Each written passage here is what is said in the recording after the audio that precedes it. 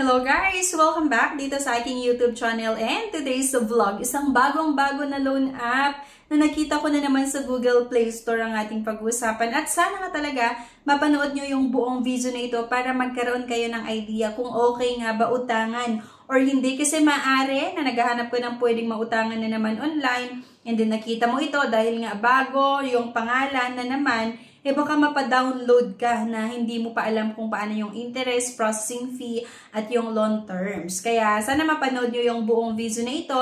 Pero bago ang lahat mga beshies, may good news nga po ako. Every Saturday ako ay namimili ng 3 na mabibigyan po natin ng cash. At syempre, every 25th of the month, ako din po ay nagpapag-giveaways ng cellphone na pwede natin i-convert into cash kapag ayaw nyo ng cellphone.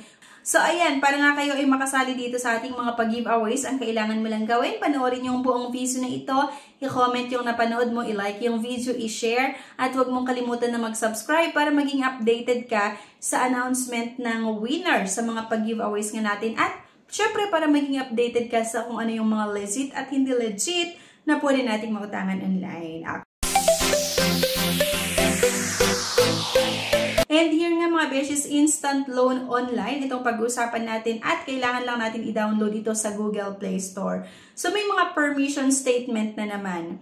Itong app, please, we collect installed, ito device, yung SMS, yung call logs, phone number, we use your mobile phone code as it ensure that other mobile phones do not end. So, on camera, picture, file, yung mobile phone basic information at yung calendar, read your SMS messages, and may privacy policy na naman. Kailangan nating mabasa naman ito. Pero kasi nakakatamad, sobrang haba itong privacy policy. Confirm nga lang natin yan. At syempre, kailangan nating mag-create nga ng account. So, mobile number na naman lalagay natin dito, at get OTP lang. May matatanggap na naman tayo na one-time password nga sa ating mobile number. Input nga lang natin yung one-time password at fast approval fund available up to 360 days loan terms, daily interest 0.02%.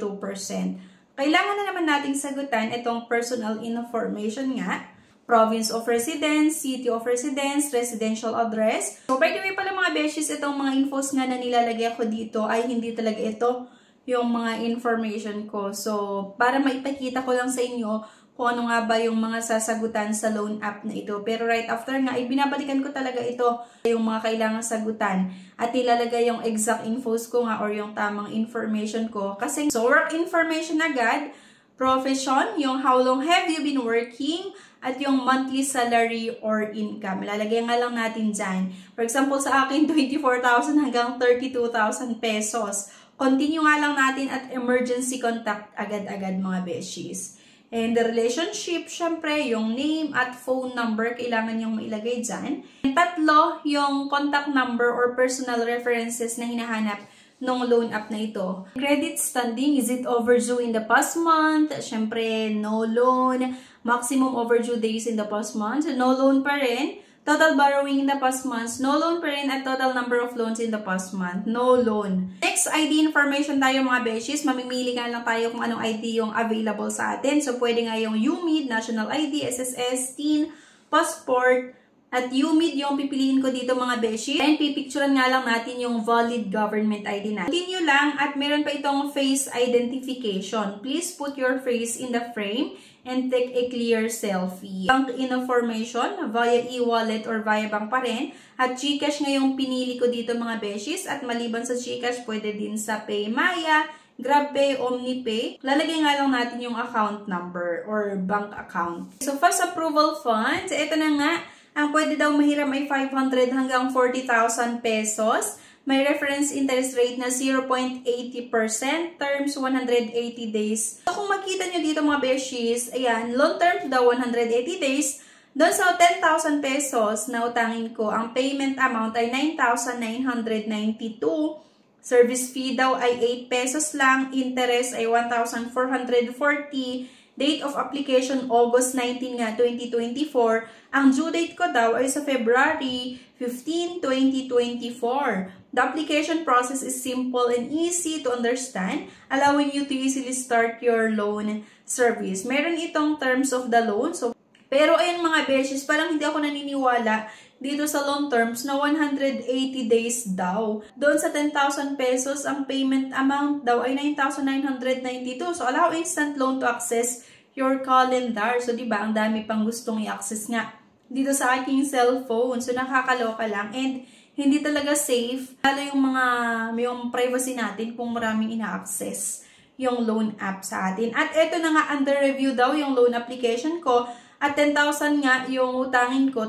Tapos ang baba ng processing fee at interest na ikakaltas. Ayon nga sa nakalagay dito. Pero kasi hindi pa na-approvehan yung loan application ko. At yun yung hindi maganda dito kasi hindi natin nakikita agad-agad kung magkano nga ba talaga yung totoo.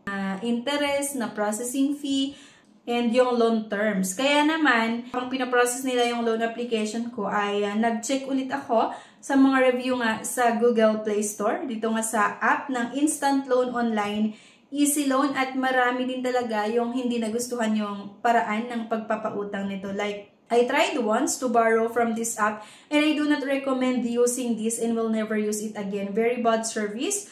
Cursing you through text to remind you on your due. Considering that I still have 1 day before my due date. So, nakakaloka, yung hindi mo pa due date, meron ka pang isang araw or isang araw pa bago yung due date mo, kung ano-ano na daw yung sinabi or tinatadtad na ito ng text messages at hindi pa maganda yung sinesend nila sa borrower na ito.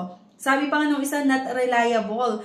Aside from the huge upfront nonsense deduction, a huge chunk of the loaned amount, even if you pay early, believing their promises of a bigger amount for renewal, my application was rejected. They didn't follow their own terms and conditions. They sent me a harassing SMS messages and many more. Sabi pa nung isa, what a rude manner by CSR. Diba? I do not recommend anyone to install this app. The interest is so high, almost half of the capital. So, same lang din ito talaga sa ibang mga loan app na napakataas yung interest and mga processing fees. So, kagaya nito mga beshies, umutang siya ng 4,000 pesos, kaso lang ang natanggap ay 2,360. Akalain mo yung ma-approvean sa'yo ay 4,000 pesos, ang matatanggap mo lang ay 2,360, pero ang kailangan mong bayaran within 7 days ay 4,000 pesos, di ba? And sabi pa nga nito, I'm not happy with this lending application. I am not happy with this app. They didn't give any details of how much need to be paid and when is the due date, and never click confirm and automatic they send me money. And worse, in their app said 1,200 my loan but I only receive 700. Itong isa naman, ang naaprubahan daw doon sa app nila, ang naaprubahan kay client ay 1,200, pero ang natanggap niya lang ay 700 pesos. Sakalain mo yon, tapos magbabayad ka ng 1,200 within 7 days, di ba?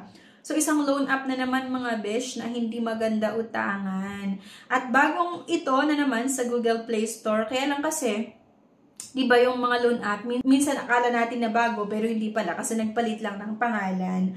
Okay? So, yun lang mga beshies, sana nagkaroon kayo ng idea sa video na ito. And na-decline din pala yung application ko dito dito sa Instant Loan Online, Easy Loan. So, marami na rin talaga yung nagde-decline ng loan application ko. Kasi naman, sa dinami-dami yung mga nire-reviews ko na lagi kong sinusubukan na utangan, talagang siguro pa ulit-ulit nila na nakikita yung pangalan ko. Isang ID lang din naman kasi yung ginagamit ko. Iisang number. Kaya yan, I think yun yung isa sa mga reason kasi bakit nade-decline yung loan application ko. Kasi nga, itong mga loan app na ito ay magsisister company lang din naman.